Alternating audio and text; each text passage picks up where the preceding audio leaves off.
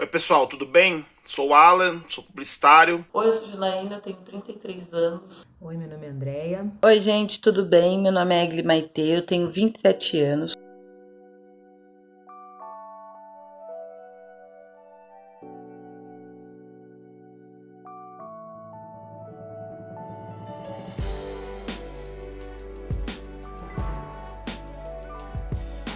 A gente teve aí, ocasionadas pela morte do George Floyd nos Estados Unidos, a maior onda de protestos dos últimos 50 anos contra as ações racistas que a polícia tem aí em todo o mundo. Então a gente teve, tanto nas manifestações presenciais que estão acontecendo ao redor de todo o mundo, quanto no mundo virtual, aí nas redes sociais, na internet, a gente teve aí uma explosão de manifestações, discutir as questões relacionadas ao combate ao racismo institucional que é praticado pela polícia em todos os lugares do mundo. Então, acho que a gente precisa, nesse momento, a discussão do combate ao racismo entrou na moda. A gente precisa aproveitar isso para transformar isso em legado. Então, acho que o desafio que nós, comunicadores e comunicadoras negros e seus aliados, porque eu acredito que a luta do combate ao racismo, ela é uma luta de aliados. Eu acredito que as pessoas não negras, elas são aliadas nesse processo e a gente precisa aproveitar esse momento para transformar isso, para transformar toda essa indignação que começou pela morte do George Floyd lá nos Estados Unidos em um legado, em uma luta constante, em uma luta permanente contra o racismo da polícia no mundo. Falou que ia dar no ano seguinte e até agora nada. Olha como esse prédio tá. E olha quantas pessoas estão precisando de moradia. Nós vamos ficar. A ordem é pra permanecer. Nada de temer. Nós somos sem teto e quem não luta Eu tenho 18 anos de movimento de moradia, né?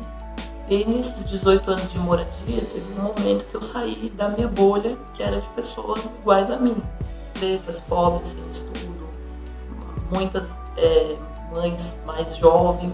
A primeira vez que eu saí da minha bolha foi quando eu comecei a estudar. Sou formada em pedagogia. A segunda vez foi quando eu comecei a me organizar em partido político. Nesse rolê eu conheci muita gente de classe média alta, pautas para fazer luta totalmente diferente de mim. E uma dessas pautas é a questão da maternidade, né? Da maternidade, da não violência obstétrica. E aí eu fiquei grávida no finalzinho de 2014 e eu fui inserida em alguns grupos de parto, de amamentação, de criação. E aí eu fui vendo que esse negócio é bem diferente para mim. Porque enquanto a maioria das mulheres que estavam ali debatendo, preocupada em não sofrer violência obstétrica, preocupada em ter o parto normal, preocupada em qual vai ser o tipo de educação que a criança dela vai ter, se vai ser Waldorf, se vai ser montessoriana, se vai ser... Tinha umas coisas que a galera lá discutia que eu ficava pensando que eu estava no mundo e essa galera não estava no mundo. Porque enquanto elas falavam de violência obstétrica, eu ficava pensando em que eu ia ter mais chance de sofrer isso do que elas. E enquanto elas estavam preocupadas em que tipo de criação que ia dar para a criança, que tem um lance lá de criação com apego e tal, eu ficava pensando como que eu ia... O que é o que eu ia fazer quando meu filho sofresse racismo. Né? Foi uma das coisas que mais me tomou a cabeça assim, durante a gravidez. Como que eu ia me sentir, como que ia ser. E não é que quando meu filho tinha 9 meses, eu levei ele numa reunião e assim que eu entrei, alguém chamou ele de bombeirozinho, um dirigente chamou ele de bombeirozinho. E eu achava que eu estava toda preparada para enfrentar isso. E eu fiquei totalmente desarmada. Eu fiquei parada, sem reação, não falei mais nada. Fiquei a noite inteira em claro, aos prantos, né? O que acontece com uma mulher negra quando ela vai em algum lugar, tipo num médico ou algum departamento, ela vai preocupada, não é se ela vai morrer nem nada, é como ela vai ser maltratada com aquilo. Ela já não tá legal por algum motivo, se ela for maltratada por uma questão racial, com aquilo vai deixar ela bem detonada. Aí na minha segunda gravidez, normal, eu não fiquei tão preocupada com isso, porque eu tava grávida de gêmeos, era uma gravidez de risco, E aí por que eu tô falando que eu fiquei normal? Porque o normal pro negro é lutar pela sobrevivência. Então eu já não estava mais muito preocupada se o especialista que eu fosse tratar o problema delas fosse me maltratar. E aí eu fiquei só focada na questão da sobrevivência delas. E eu passei o diabo com essas meninas internadas lá no Hospital das Clínicas. Não pelo fato delas estar internadas e pela minha cesárea estar doente, é porque eu era tratada como uma pessoa incapaz de entender o que o médico está falando comigo. Tipo de compreensão mesmo, sabe? Eles me trataram como se eu tivesse algum problema cognitivo, acho. Porque uma vez que uma médica perguntou se eu conhecia azeite. A sociedade sempre põe a gente em situações humilhantes e competitivas, sendo que o preconceito estético é muito fora do padrão do que a gente sabe? Do que a nossa etnia vive, assim, tipo, o nariz fino, o cabelo liso, muito fora do padrão pra gente. É evidente a diferença no mercado de trabalho entre o homem e a mulher, entre a mulher branca e a mulher preta. O preconceito sempre existiu, não adianta falar que não tem, porque tem. Isso causa um abalo psicológico na gente muito grande. Enquanto cidadã, enquanto pessoa, assim, é bem difícil a gente lutar, assim, chega uma hora que cansa, que parece que isso nunca vai acabar. Quando a gente consegue emprego, é sempre com qualidade inferior, status inferior, remuneração inferior, sempre o cargo é inferior ao das outras pessoas, assim. Segundo os estudos, a gente precisa de 8 a 10 anos de estudos a mais para se igualar a um homem branco e 5 anos em média a mais para se igualar a mulher branca em questão de cargos de empresa. Quantas novelas você vê que a atriz negra, ela é a dona da empresa, ela é a dona da casa que é rica, que é isso, mulher do marido branco, é isso, a gente sempre é vista no cargo inferior, assim, a gente é sempre isso. Eu te pergunto, quantas mulheres negras têm no seu serviço? No mesmo cargo que você, nem precisa ser superior. Quantas minas pretas você já indicou para algum tanto?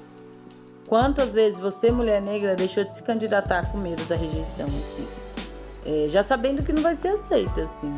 Em certas empresas a gente não manda currículo, a gente não se candidata, a gente não mostra o nosso portfólio, a gente não vai trabalhar, assim, porque não vão chamar, assim. Nossa característica não é o padrão da sociedade, não é feito para nossa etnia. Nosso cabelo crespo, nosso cabelo cacheado, nosso nariz largo não é feito para a sociedade, assim, não é o que a sociedade impõe de padrão. Eu sou psicóloga, mulher, negra, gerente de RH de um banco multinacional e vim falar um pouco sobre negro nas empresas, em especial sobre a liderança negra. Segundo a última pesquisa do IBGE, 50% da nossa sociedade é negra. O Instituto Ethos, em parceria com o Banco Pan-Americano, fez uma pesquisa nas 500 maiores empresas no Brasil e nessas empresas apenas 5% da liderança é negra. Quando a gente foca no público de mulheres negras, esse percentual cai para 1%. Então, assim, quando eu olho para o lado, eu não tenho muito o que enxergar. E não é sobre ter companhia, é sobre não ter inspiração, não ter apoio, não ter um norte, né? Na minha família, eu fui a primeira a cursar ensino superior. E eu me orgulho de ser inspiração para as minhas irmãs, para as minhas sobrinhas, para os meus primos.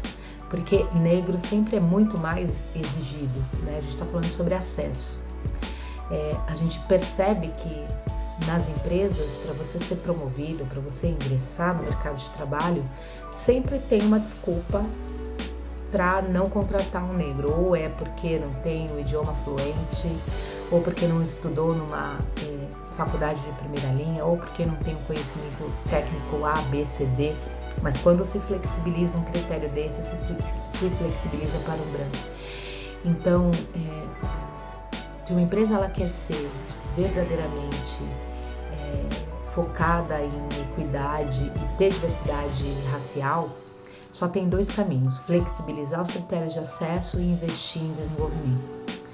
Porque a gente tem que entender de uma vez por todas que ter 60% de negros nos cargos de base nas empresas e apenas 5% de negros na liderança já é o suficiente para provar o quanto que a gente tem um racismo estrutural instaurados nas empresas. Então é super importante falar sobre isso, é super importante ter consciência do que está acontecendo na nossa sociedade, porque Vidas negras importam.